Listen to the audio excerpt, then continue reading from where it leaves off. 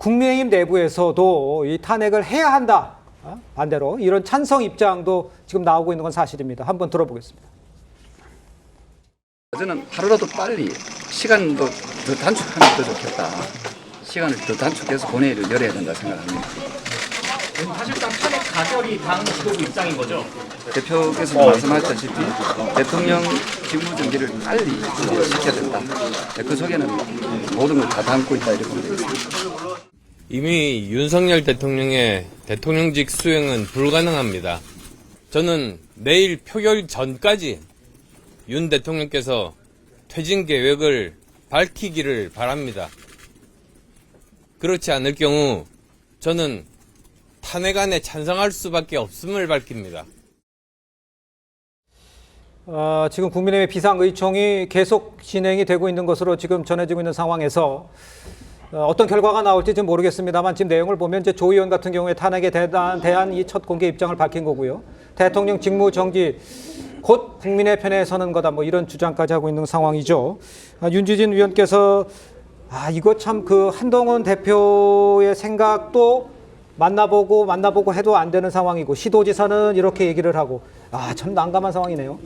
그렇습니다. 사실 특히 제일 중요한 것은 내일 있을 탄핵 표결을 일단 참석할 거냐 말 거냐. 그러니까 불참을 당론으로 계속 유지할 것이냐, 예. 아니면 어느 정도의 여지를 그냥 자율투표 형식으로 좀 풀어줄 것이냐. 예. 이게 아주 지금 중요한 부분일 텐데 지금 나오는 보도를 통해서는 역시나 여전히 여당 의원들 입장에서는 탄핵 자체는 상당히 좀 이번에는 아니다. 이번 텀에서는 아니다. 탄핵이 아니고 조금 더 시간이 필요하다라는 의견이 예. 더 많지 않을까 생각을 하는 것이, 왜냐하면은 이른바 친한계라고 분류됐던 의원들 중에서도 네. 탄핵은 곧 이재명 대표의 조기 대통령 당선만 위한 것이다라는 주장들을 많이 해왔거든요. 저는 그래서 지금부터 아까 말씀하신 대로 내일까지 이제 네네. 24시간도 안 남은 상황에서 네네.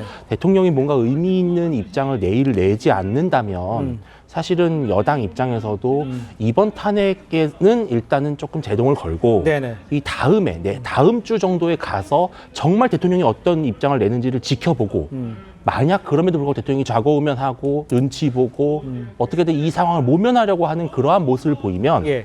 이미 여당이 돌이킬 수 없을 정도로 탄핵 여론은 비등해질 겁니다. 거의 90% 넘는 지지율은 한 자릿수로 떨어질 것이 분명하고요.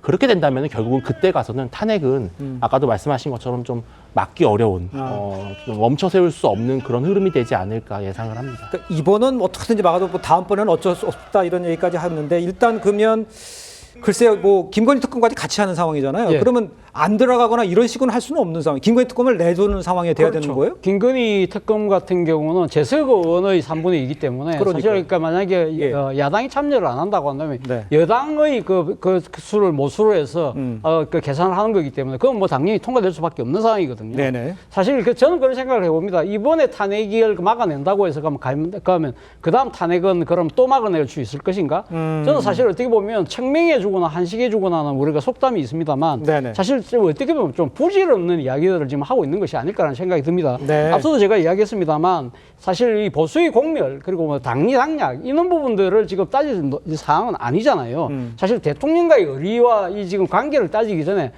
이 국회의원 개개인이 지금 국민의 공복으로서 국민의 대변자로서 국민들이 지금 뭘 원하고 있는가 부분을 기울인다고 한다면 저는 답이 분명히 나올 거라는 생각이 들고요. 예. 무엇보다도 지금 국가의 전망이 달려 있는 것이 사실 지금 이 시간이 그렇게 네. 많지가 않지 않습니까?